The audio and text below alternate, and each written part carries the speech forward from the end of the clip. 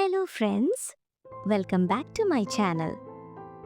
Let's continue My Only Sunshine Part 3.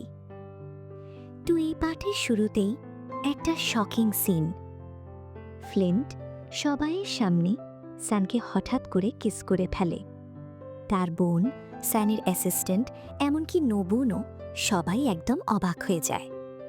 সান নিজের feelings control করার জন্য নিজের হাত শক্ত করে চেপে ধরে। কিছুক্ষণ পর ফ্লিন্ট সামনে এসে জিজ্ঞাসা করে, তোমরা কি সত্যি এভাবে চলতে চাও? নোবোন আর সেখানে থাকে না, সে চুপচাপ চলে যায়। আর ফ্লিন্টের আচরণে তার বোন আর অ্যাসিস্ট্যান্টও সেখান থেকে চলে যায়। এবার ফ্লিন্ট সানকে কাছে টেনে নিয়ে বলে, সত্যি বলো, ওই ছেলেটার সাথে তোমার কিছু আছে? সান কিছু বলতে পারে না, তার চোখে জল চলে আসে। সে ধীরে বলে, আমাদের মধ্যে কিছুই নেই। ফ্লিন্ট ঠান্ডা গলায় বলে, তাহলে আমি তোমাকে বিশ্বাস করব কেন? সান এবার একটু কষ্ট পেয়ে বলে, ঠিক আছে, আপনার বিশ্বাস করার দরকার নেই। এরপর ফ্লিন্ট সানকে তার বাড়িতে পৌঁছে দেয়। দরজার সামনে দাঁড়িয়ে ফ্লিন্ট বলতে শুরু করে, দেখো, তুমি আমাকে ভুল বোঝো না, আমি শুধু। কিন্তু সান তাকে থামিয়ে দেয়। ফ্লিন্ট, আজ আপনি যা করেছেন সেটা ভুল ছিল।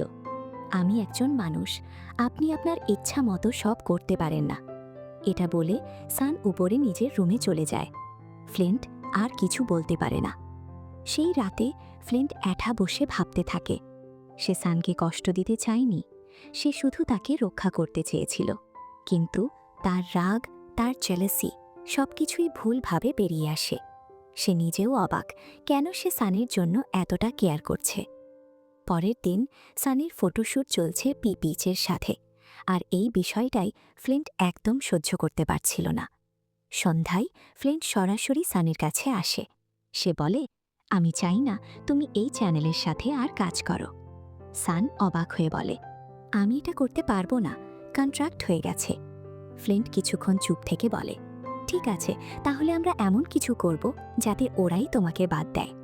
এরপর তাদের ঝগড়া একটু থেমে যায়। রাতে ফ্লিন্ট আবার সানির কাছে আসে, চলো আমি তোমাকে বাড়ি পৌঁছে দিই। এরপর তারা দুজন একসাথে সময় কাটায়, আর অবশেষে সানির বাড়িতে পৌঁছায়।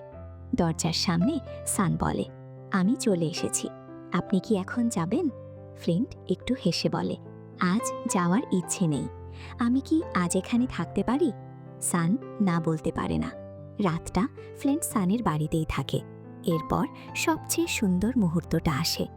সান ফ্লিন্টের জন্য তার পছন্দের চা বানায়। হঠাৎ ফ্লিন্ট পিছন থেকে এসে তাকে জড়িয়ে ধরে, তোমার এখনো মনে আছে আমি এই চা পছন্দ করি?